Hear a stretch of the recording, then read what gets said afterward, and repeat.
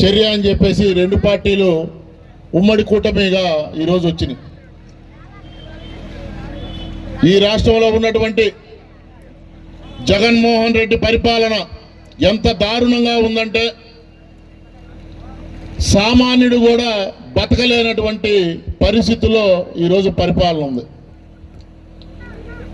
మరి ఇక్కడ ఒంగోలు నియోజకవర్గంలో ప్రతి ఒక్క ఎన్నికల ముందు కూడా ఇక్కడ గెలిచినటువంటి శాసనసభ్యుడు బాలినేని శ్రీనివాసరెడ్డి ఒంగోలు నగరానికి ప్రతిరోజు మంచినీరు తెచ్చే పథకం నేను చేస్తానంటాడు.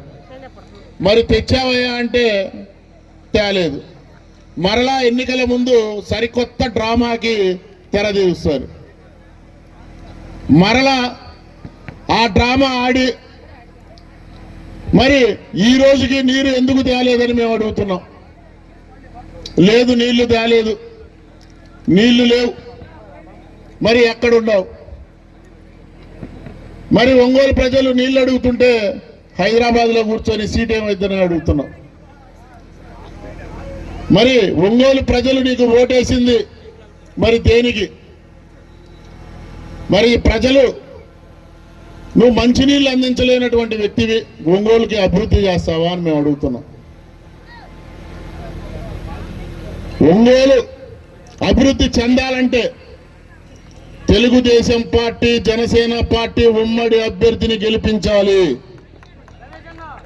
ఈ రాష్ట్ర ముఖ్యమంత్రి చెప్తాడు,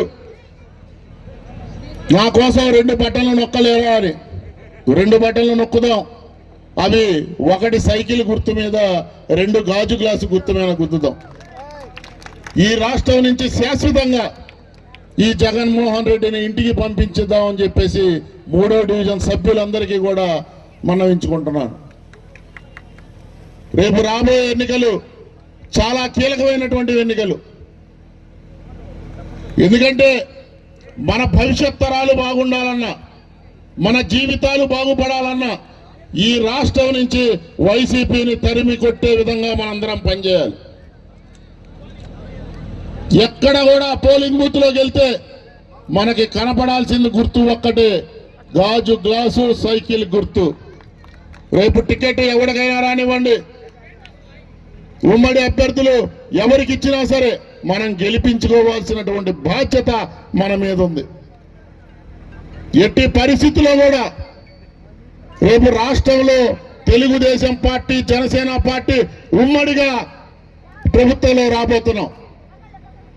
అందరూ హ్యాపీగా ఉండండి. మీ యొక్క జీవితాల్లో సుఖశాంతులు నిండబోతున్నాయి.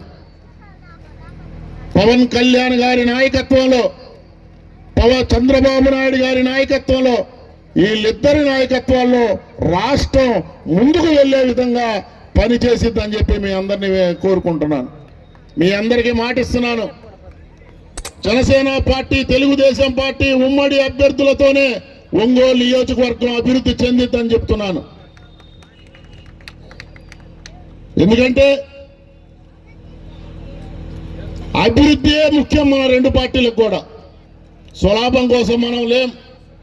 అదొక్కసారి